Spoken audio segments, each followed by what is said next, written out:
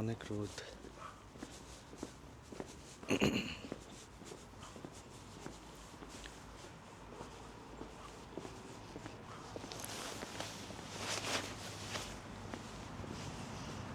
সূর্য দেখা যাচ্ছে।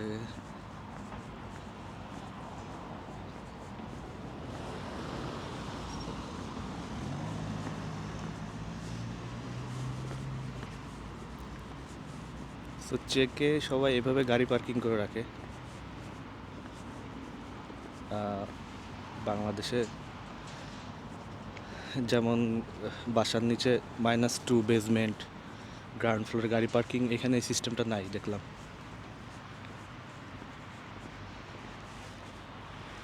এটা হচ্ছে আমার হোস্টেল, ফরচুনা ওয়েস্ট।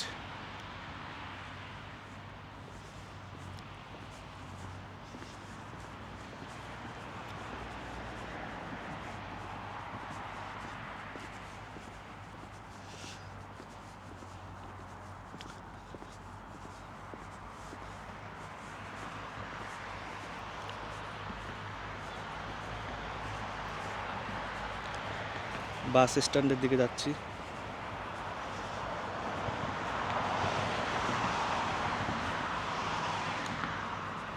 বাংলাদেশে একটা ফ্যাসিলিটি খুব ভালো পাওয়া যায়, সেটা হচ্ছে যেখানে সেখানে হাত দেখাইলেই বাস দাঁড়ায় এবং উঠা যায়। এখানে সিস্টেম নাই, নির্দিষ্ট স্ট্যান্ড যাইতে হবে। স্ট্যান্ডে যাওয়ার পরে টাইমলি গাড়ি আসে আর কি।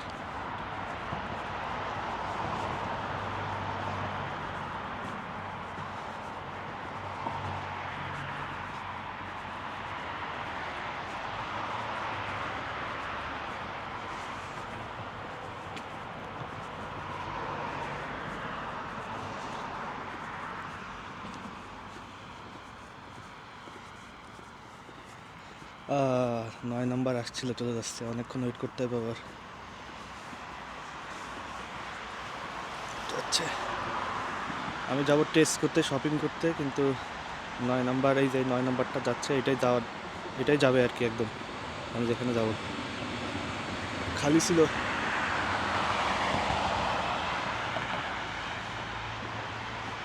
অনেক রোদ, বাট এই রোদ কোনো কাজে আসতেছে না। টেম্পারেচার কমই আছে,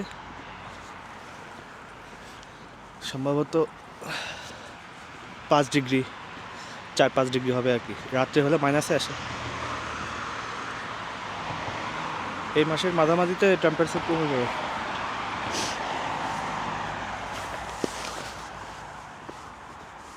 এখানে একটা ভালো জিনিস হচ্ছে,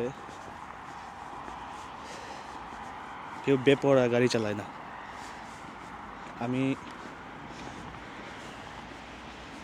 এই যে জেব্রা ক্রসিংয়ে দাঁড়াবো, গাড়ি দাঁড়ায় যাবে, আমি পার হব, তারপরে গাড়ি যাবে, যদি গাড়ি থাকে আর কি। সো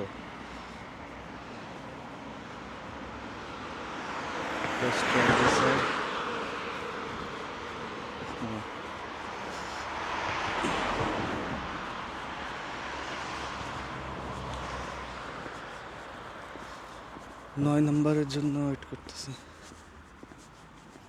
ওনারা দাঁড়ায় আছে, বয়স্ক লোক।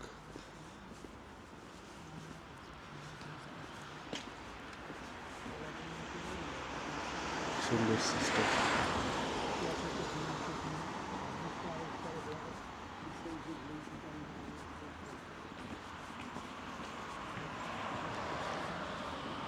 আসলে হোয়াটস রং, এটা আসলে ট্রেন এবং ডরমের। ওই যে আসছে 9 নাম্বার এদিক থেকে।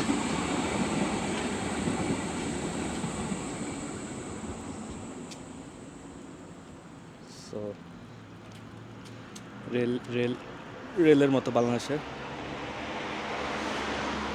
একদম টাইমলি আসে, 1 মিনিটও লেট করে না, জাস্ট টাইমে আসবে। আমার ফোনে ইন্টারনেট থাকলে আমি দেখাইতাম কতটা টাইম মেনটেন করে এরা ট্রান্সপোর্টে।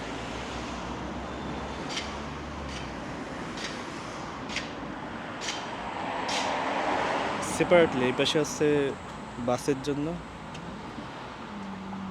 আর এই পাশে হচ্ছে ডর্ম আর এই ট্রেন টাইপের এগুলো, ওই পাশের ওইটা হচ্ছে ইয়ে আর কি।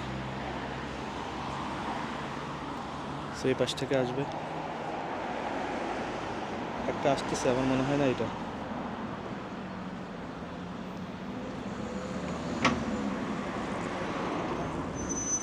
আর এটা 10 নাম্বার, আমি উঠবো 9।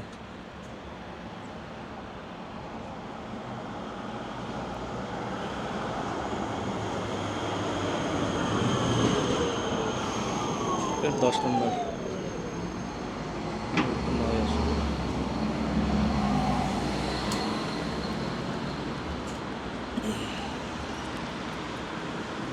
প্রতিটা ট্রান্সপোর্টের রুট আলাদা,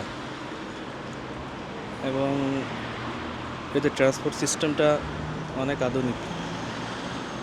সো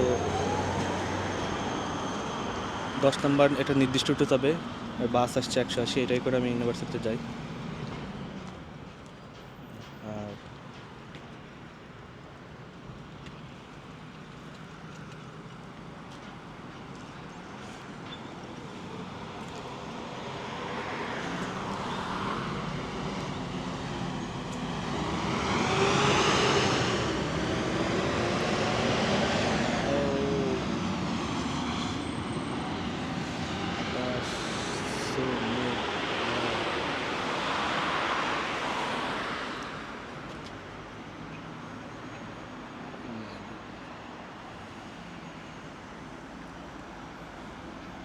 রেড বুল বাংলাদেশে বৈধতা না থাকলেও এখানে অ্যাভেলেবেল। সবচেয়ে জনপ্রিয় ড্রিঙ্কস আমি মনে করি ইউরোপের,